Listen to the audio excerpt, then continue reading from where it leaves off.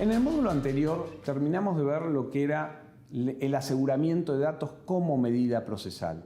Es importante aclarar esto para diferenciar lo que es aseguramiento de datos de retención de datos. Como las palabras traducidas del inglés se parecen bastante, hay una tendencia a confundir entre lo que es el aseguramiento de datos de la retención de datos. El aseguramiento de datos es una medida procesal, o sea, en el marco de un proceso penal concreto, cuando se ordena a un tercero que asegure determinados datos específicos para que no se alteren en una investigación penal concreta por un tiempo determinado que sea necesario para poder pedir esos datos e incorporarlos al proceso penal.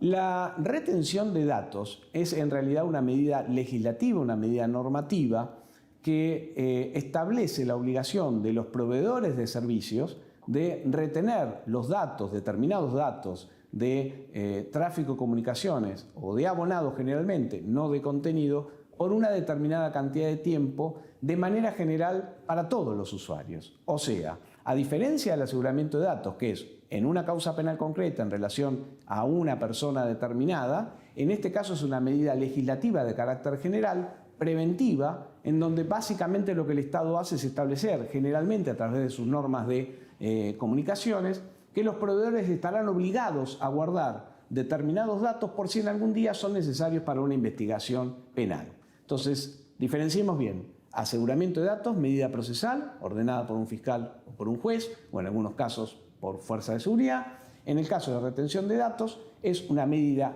general tomada en las leyes de telecomunicaciones que obliga a retener qué pasa con los datos de todas las comunicaciones que se producen en un periodo de tiempo determinado.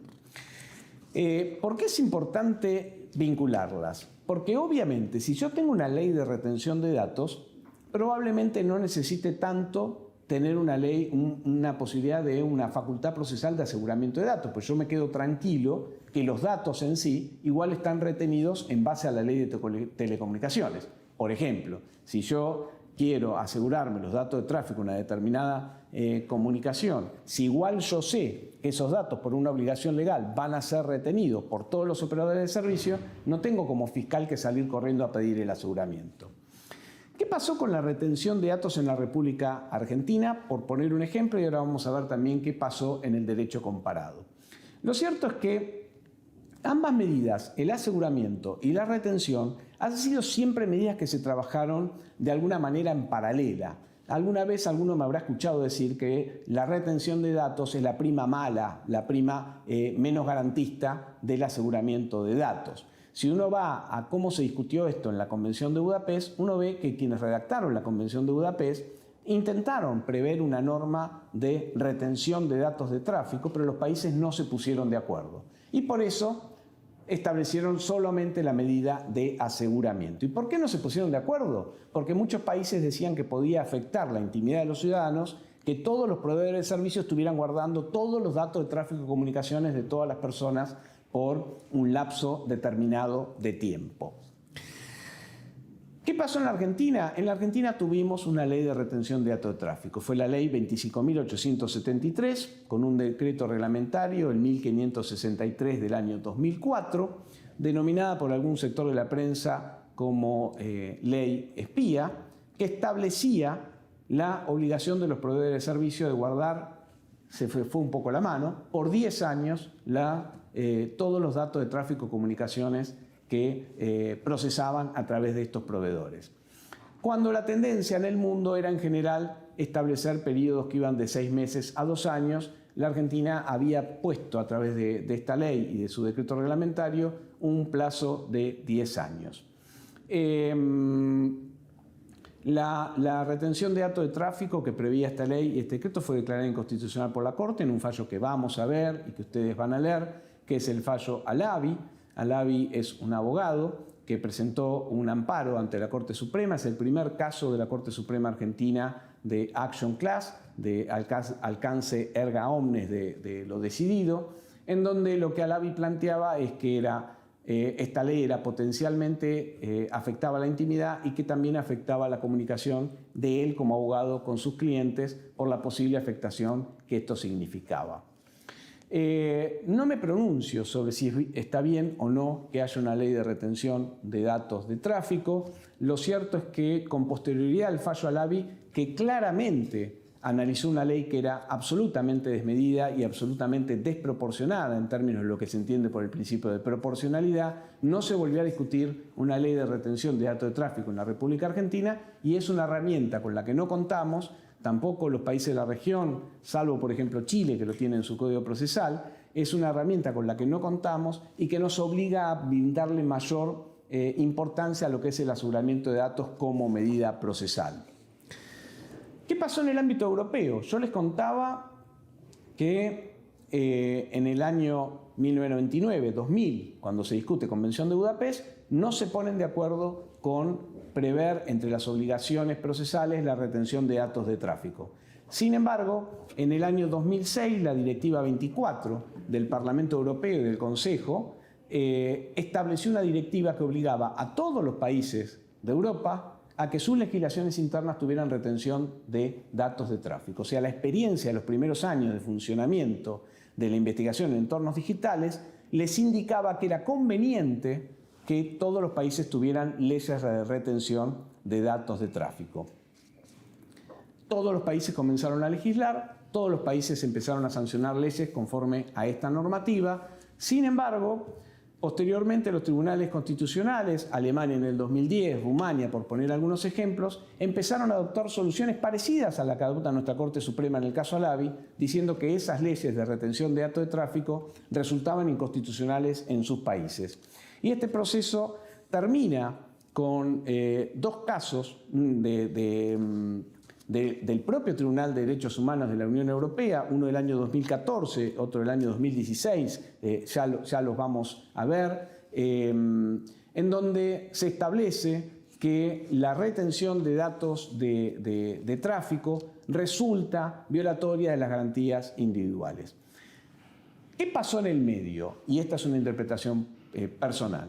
Creo que el mundo viró desde el proceso de lo que se denomina todo lo que es el enfoque de la evidencia digital en la época post-Snowden hacia una mayor protección de las garantías. Entonces, países que habían decidido en su momento tener leyes de retención de datos de tráfico comenzaron a advertir la dificultad que significaba tener esta gran cantidad de acumulación de datos personales en manos del sector privado y con potencial acceso por parte del Estado, y decidieron limitarlo y girar hacia el modelo de aseguramiento de datos y no de retención generalizada, o sea, la idea de que yo solamente voy a asegurar un dato en un caso procesal determinado y no voy a tener los datos de todos los ciudadanos al mismo tiempo. Algunas conclusiones en relación a ambos módulos, a ambas medidas, el aseguramiento y la retención.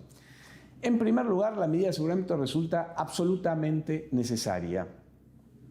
El abandono de las leyes de retención de datos de tráfico es muy marcado en el mundo como para pensar que en un futuro inmediato en nuestro país vayamos a tener una ley de retención de datos de tráfico que sea aceptada. Para poner un ejemplo sobre la influencia de lo que fueron las decisiones de los tribunales de derechos humanos de la Unión Europea, República Dominicana, un país de la región, había sancionado también una ley de retención de datos de tráfico y fue declarada inconstitucional siguiendo lo que se estableció a nivel europeo. Por otra parte, con la enorme influencia de la directiva actual de protección de datos personales en Europa y la influencia que esto tiene en el traslado transfronterizo de datos, es difícil que los países ahora comiencen a sancionar leyes de retención de datos de tráfico. Algunos países las han mantenido, por ejemplo España, y hacen lo que se llama un análisis ex post de la prueba, o sea, lo que analizan es de esos datos retenidos, cuándo van a permitir su ingreso al proceso y cuándo no, pero lo cierto es que el mundo va, por lo menos en este momento, hacia la idea de que las medidas sean limitadas a procesos penales determinados y que no haya retenciones generales de datos. Por este motivo entiendo que es imperioso regular en los códigos procesales penales la medida de aseguramiento de datos, prever de qué manera hay que solicitarlo, prever también ¿Cómo puedo garantizar que el proveedor al que le estoy obligando que asegure un dato lo mantenga de manera intangible con obligaciones y sanciones penales? Y prever también la necesidad de confidencialidad en el sostenimiento de estas medidas de aseguramiento. Por otra parte, esto debería trasladarse también a un mejoramiento de los canales de cooperación internacional para que la medida de aseguramiento de datos sea prácticamente instantánea, o sea, que no tenga demasiados requisitos cuando necesito asegurar un dato que está en extraña jurisdicción. ¿Por qué? Porque ese dato lo único que estoy haciendo es asegurarlo, no lo ve nadie. Lo único que estoy garantizando es que no se altera. Son cientos y cientos y cientos de pedidos que se hacen y que probablemente después nunca vayan a ser utilizados y nunca vayan a ser vistos por terceras personas. Simplemente es un resguardo de información por las dudas que resulte necesaria en la investigación. Esto es lo que tiene que ver con el aseguramiento de datos y la retención de datos de tráfico. Vamos a entrar a la que es la segunda medida que prevé en el set de medidas procesales la Convención de Budapest y por tanto la mayoría de las legislaciones que siguen este modelo procesal. Y es la orden de presentación. La orden de presentación es básicamente la facultad otorgada a autoridades de persecución penal de ordenar, en el marco de una investigación penal concreta, tiene que ser una investigación penal concreta, que una persona entregue o comunique datos informáticos determinados o datos relativos a los abonados que obren en su poder o estén bajo su control. Esto es importante, que estén bajo su poder, esto es, los tengo, o que estén bajo su control, porque puede suceder que yo tengo el control de un dato que está en un servidor alojado en extraña jurisdicción, pero que sin embargo sí lo puedo entregar si a mí me lo piden.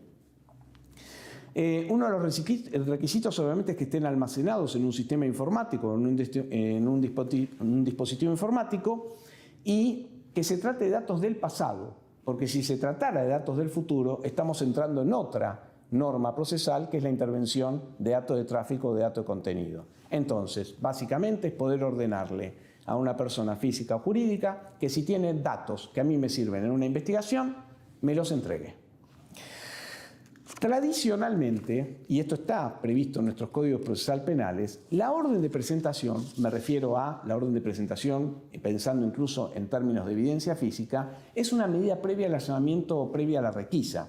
Yo voy a ir a un determinado lugar o voy a interceptar una determinada persona y si voy a ir a un lugar para allanar, yo puedo primero golpear la puerta y puedo decir en ese ámbito físico, miren, yo vengo a buscar estos documentos. Tenemos dos caminos, o me los entrega o me veo obligado a allanar y registrar y secuestrar. Así está pensado para la evidencia física en estos términos. Ustedes pueden ver normas en los códigos vigentes, por ejemplo el artículo 232 del Código Procesal Penal aún todavía vigente, o el 113 del Código de la Ciudad de Buenos Aires, y en cualquier código, en cualquier provincia del país o en cualquier país de la región que tenemos códigos absolutamente similares, existe la orden de presentación como previa a un allanamiento o como previa a una requisa personal. Ahora, obviamente está pensado para la evidencia física y para la evidencia digital y no es exactamente lo mismo una orden de presentación en lo que tiene que ver con evidencia física que con evidencia digital. Otra forma que tienen algunos códigos de tener esto previsto es con los famosos pedidos de informes, que están pensados para solicitar que un tercero me entregue lo que tiene en sus registros. Por ejemplo, si yo le pido a la empresa, a una telefónica, todas las entradas y salientes o llamadas entradas y salientes de una persona, lo hago a través de lo que se llaman pedidos de informes. Ya sea que lo tenga previsto como una prueba expresa en el código o que lo tenga como una de mis facultades de investigación sin nombre expreso en el Código Procesal Penal, la prueba de informes es totalmente aceptada. ¿Qué tenemos que tener en cuenta muy importante a los fines de determinar cómo uso la medida de orden de presentación? Y acá vuelvo a lo del módulo anterior cuando hablábamos de los diferentes tipos de datos. Dato abonado, dato de tráfico, dato de contenido. Cualquier autoridad no puede pedir cualquier dato. Y esto requiere analizar el tipo de datos que estoy pidiendo para ver qué tipo de orden yo necesito. Veámoslo con un caso concreto. Supongamos que yo, fiscal, hice un allanamiento, secuestré 5 teléfonos y se los mando a los peritos, y a los peritos lo que les pido es que me identifiquen en esos teléfonos, utilizando las herramientas de informática forense, todos los datos de tráfico que había en ese teléfono, o sea, con quién se comunicó. O que como fiscal decido preguntarle a una compañía que me diga todos los datos de tráfico y todos los datos de abonado de un determinado usuario. Esto trajo un montón de problemas a nivel jurisprudencial, y en el caso de la República Argentina creo que con mayor dificultad con posterioridad al fallo Alavi de la Corte al que antes hice referencia. ¿Por qué al fallo Alavi de la Corte? Porque lo que el fallo Alavi estableció es que los datos de tráfico, muchos datos de tráfico, tienen que ser asimilados en términos de las garantías a los datos de contenido. Esto significa que yo requiero orden judicial para obtener estos datos. En sistemas acusatorios, en donde nos hemos acostumbrado a que muchos de estos pedidos los hagan directamente los fiscales, esto puede traer algún tipo de complicación, porque la tendencia en el mundo es asimilar la importancia de los datos de tráfico en lo que significa afectación a garantías individuales a los datos de contenido. De hecho, cuando uno habla con fiscales que trabajan sobre gran cantidad de datos, lo que nos dicen es: yo ya no necesito a veces intervenir el contenido, porque muchos datos de tráfico de comunicaciones, o sea, saber que una persona se comunicó 500 veces con otra y hacer todo este trabajo de interconexión de datos de tráfico, permite establecer perfiles de la persona que son intrusivos de su intimidad más allá de lo que es escuchar una comunicación. Entonces, un tema que hay que tener cuidado es analizar en cada uno de los sistemas jurídicos si para los datos de tráfico lo puedo hacer como fiscal directamente el pedido, o necesito en ese pedido, en esa orden de presentación, una orden judicial.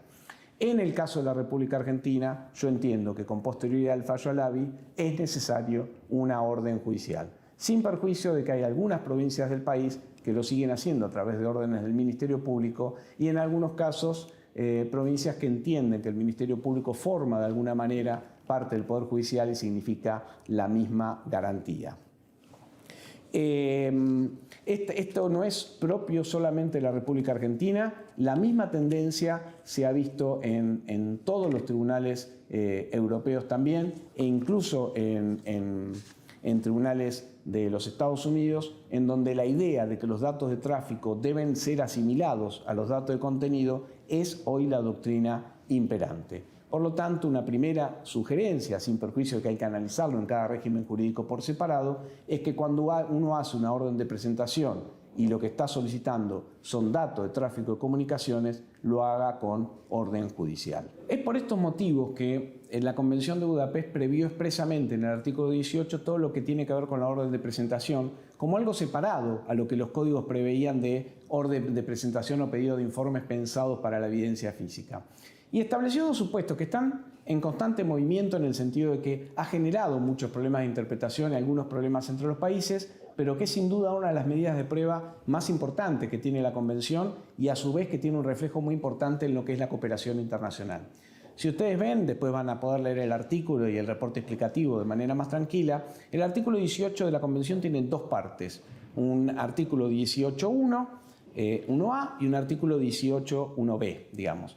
¿Para qué está destinada la primera parte? Para pedir la orden de presentación, o sea, que nos envíen los datos que un proveedor de servicios tenga o a los que tenga acceso desde el país en donde nosotros tenemos jurisdicción. Caso concreto, yo estoy en la República Argentina, necesito un dato, ya sea de abonado, de tráfico, de contenido, de una empresa que tiene ese dato disponible en la República Argentina, o en Brasil, o en Chile, o en donde estén, y yo lo pido. El 18.1b previó algo diferente, mucho más de avanzada. ¿Por qué? Y esto sí pensando ya en la dinámica de lo que son los datos informáticos, porque se refiere a la posibilidad de pedir por orden de presentación a un proveedor de servicios que ofrezca prestaciones en el territorio de un país parte. Y se refiere no ya a cualquier tipo de datos, sino solo a los datos de abonado.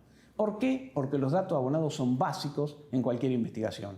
Yo puedo retrasarme en obtener un dato de tráfico o un dato de contenido, pero si yo no obtengo en tiempo y forma el dato de abonado, a mí se me paraliza una investigación.